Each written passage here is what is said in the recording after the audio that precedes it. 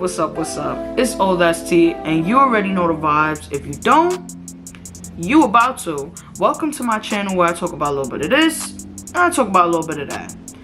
Now, before we get into this video, get into this background. I know it's a little different. The sun is shining. It's looking a little beautiful. The sun is radiating on me. That's because I wanted to change my background. You know, I noticed I was in the corner for quite some time. I wanted to, show the background. You know what I'm saying? I got a nice little dream catcher. So maybe this, while I'm doing the video, the dream catcher could catch my dreams of being successful. I know that's right. Now let's get into the video where things is really gonna get spicy, because I'm telling you, a lot went down in these past 2 weeks. First things first, I just want to start off by shouting out Nicki Minaj and DaBaby, because they got some big Sag energy this past week, because they came out with not only Do We Have a Problem, but they came out with Bussin'. Now, I'm not gonna lie, this song had me busting a two-step or two, you know what I'm saying? And it's really been doing good on the charts. Do We Have a Problem is not only #1 on iTunes, but it's #4 on Spotify. Do We Have a Problem and Bussin' was #1 both on iTunes and on the global Apple Music list. So I ain't never heard of that. Everybody been showing this song love. I know you just heard me say everybody been showing this song love. So it just comes to my next topic. The situation between Nicki Minaj and half of TikTok. Now, basically, from my recollection, because I wasn't invited. Now, Nicki, let me just say this before anything, keep on going. I know I ain't. You hear that? I know I wasn't invited, Nicki. Next time you gotta invite me. You know what I'm saying? Like, I ain't got like 15K, 10K, I ain't up there, but I'm a creator. I wanna get to know some people, mix and mingle, you know what I'm saying? I'm black, Anyway, the situation was between Nicki Minaj and half of TikTok. The situation was where Nicki Minaj partnered up with TikTok, and they said that they were gonna do a Zoom meeting for Black History Month. Now, a lot of people were excited. A lot of people were enthusiastic about this, you know what I mean? And unfortunately, the meeting or the Zoom was bombarded by a lot of white people. Now, this is not, I'm not saying this like, I'm just repeating what was going on. This is exactly how it happened. Apparently, this meeting was for Black creators during Black History Month. And a lot of white creators that were, fans of Nicki Minaj, they joined. And what they were reflecting on had nothing to do with Black History Month or anything pertaining to Black creators. Now, the whole point of this was so that, Black creators could be uplifted, talked about, and celebrated during this month that, celebrates their ancestors. But clearly that wasn't the case. There was a situation with one TikToker, and what had happened was he had joined and he was talking about it and he was sharing his experience, and what he said was, matter of fact, I'm just gonna show the video. I am not a Black person, so they should have been completely left out of the conversation. As for the invite, TikTok themselves invited me to this event with Nicki Minaj, as I am a creator on the platform. After that, he was bombarded. Well, I'm not gonna say bombarded. After that, a lot of people in his comments came in there to check him, because they honestly felt like it was disrespectful to overstep that boundary. At the end of the day, this was a Zoom meeting for Black creators about Black creators, if you understand what I'm saying. So a lot of people were disappointed with how that went down. And then later on, Nicki actually went live later that day. If not later that day, probably the next day. Like, it probably was like the middle of the night. But the drama doesn't stop there. It continues when a lot of people start blaming the situation on Nicki Minaj. A lot of people feel like she had a say, she could have controlled who was allowed in and out, and that, she's the reason why a lot of them joined. I don't really know. I feel like a lot of people are misdirecting their anger that they have towards her towards the wrong person. I feel like TikTok was wrong, you know what I mean? they always are like delayed to giving black creators their props and respect. And in my opinion, I feel like they could have took that extra step to find the black creators themselves and invite them personally. Now she's partnering up with other black creators to find other black creators to join a new Zoom that she's going to be making to make that up, you know, for the people that didn't get to have their voices heard. All in all, I really think this is kind of dumb for people to blame this on her. I see a lot of people who have this beef with her. I mean, like, let's be real. If I like did what some of you guys were doing to you, let's be real, you wouldn't care. So I definitely doubt that she cares, or is spending her time sitting here like, oh my gosh, peanut butter and jelly 28 just blocked me on TikTok. Oh my gosh, like, come on. Number one, sales. Do we have a problem? Like, where the fuck you even come from, bitch? Who are you? Y'all hate her so much, but the song trended and charted. Why? Next on the list, we have DaBaby and Dani Lee's brother. Now, before we get into this, shout out to Dani. Before we get into this, shout out to Dani Lee. I listened to your last project you had out there, and I'm really waiting on some new tunes, you know what I'm saying? Let's give the girl some props. She makes good music, and we should give her as an artist her own props. Now let's get into the situation. You know I ain't want to gossip, so you ain't hear this from me. Let's be clear on that. Now we all know the debacle with DaBaby and you know, Dani Lee, the whole house, you know, he kicked her out, this, that, and the third. They arguing on live, boom, boom, boom. And during that altercation, Dani Lee's brother, you know, he had a couple words to say. This is what he said. Disrespect my family. You know what I'm saying? This don't even got nothing to do with my sister no more, bro. This got to do with me and you. You feel me? Cause you missed a tough guy over here beating up, knocking little guys out here and there. You know what I'm saying? You're not gonna do that to me. First off, so this. Now, I'm not one to really, like, you know, point the finger, but like, honestly, like, I'm gonna be real. Like, I would say the same thing. If my brother was getting violated on social media like the way Dani was, I'm violating. I don't care. Like, I would say the same thing. Like, I'm sorry, I'm violating. And you know, they had a little beef for like a split second. So now we fast forward to a special day. DaBaby is at a bowling alley, and not only is DaBaby at the bowling alley, so is Masika Kalisha. No!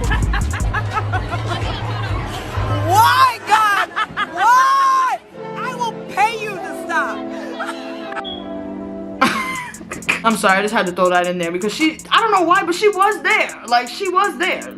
You know what I mean? I just had to throw that in there. But not only was DaBaby there, but Dani Lee's brother was at the bowling alley as well. Next thing you know,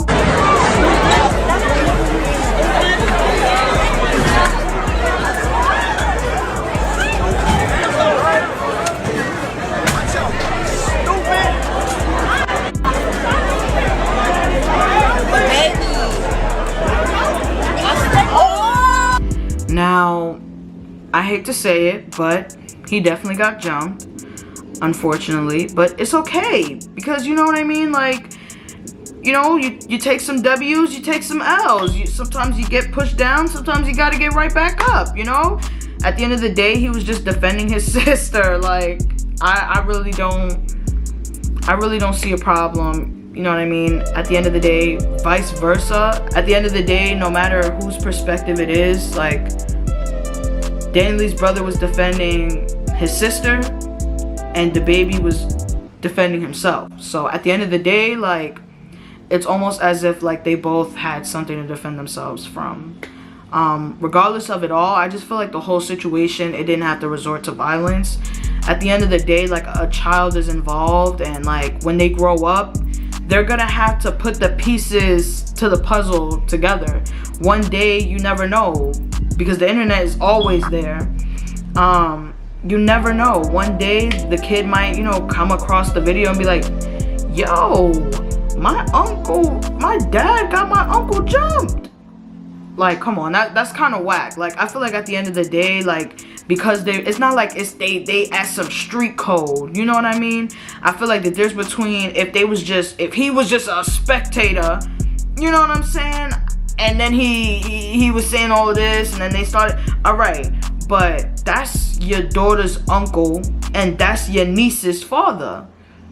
Y'all shouldn't be fighting, and then in front of everybody. Like, I feel like y'all could have handled that privately. I feel like as grown adults, because, you know, I feel like, you know, now I gotta go there. As grown adults, they should have been able to compose themselves, because not only is DaBaby in the public eye, but so is Dani Lee. So regardless, whatever happens, this all falls on them. They are in the media. So I feel like at the end of the day, this really affects the daughter, but it really affects his career and his sister's career. And I feel like they should have thought of that. They should have took 2 steps back and said, you know what, you know, I ain't even gonna give him no attention.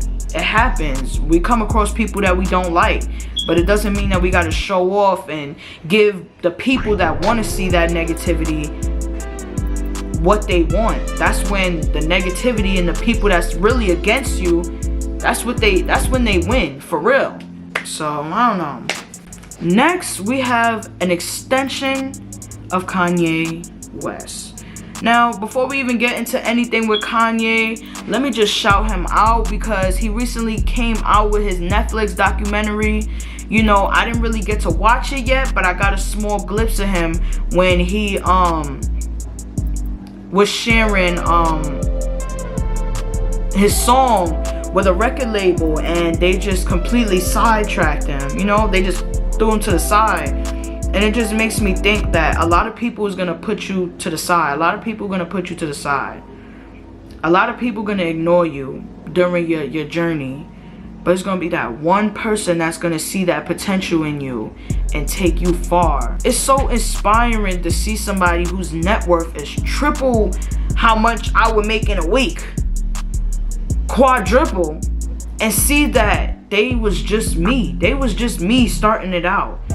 And one thing I learned from Kanye is, as long as you stand 10 toes down on who you are and what your craft is and stay passionate, the success is gonna come. People gonna laugh at you before people start clapping for you. And that's all I'm gonna say. Now, a lot of people feel some type of way because they want to say that Kanye's, you know, mental health is going a little, you know, crazy. They feel this way because they've been seeing Kanye doing a lot of social media things on these past couple weeks. Now, it all started when he went on social media and he said that he wasn't going to be doing a song with Kid Cudi anymore. After that, he started beefing with Billie Eilish, and you know what? I'm just going to show like a little compilation of what was going on.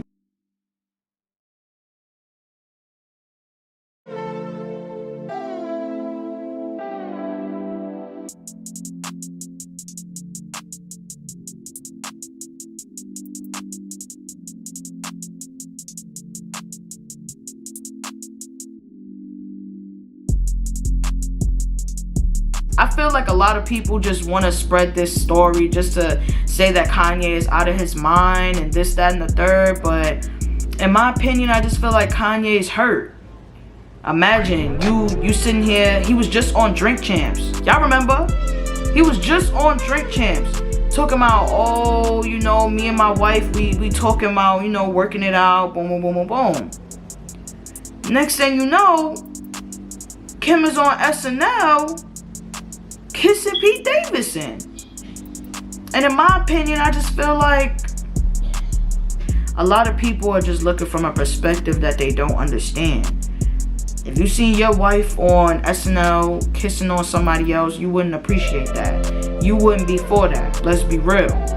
And to see her actually do that, it's something that mess with you as a person. Imagine your life is a puzzle and your wife is that one piece of puzzle that really makes the picture. I understand where he coming from, and I feel like the media is just, I don't know, they judging him and they not being fair. One minute it's all mental health, and the next minute we sitting there making fun of somebody who y'all feel like has a real problem.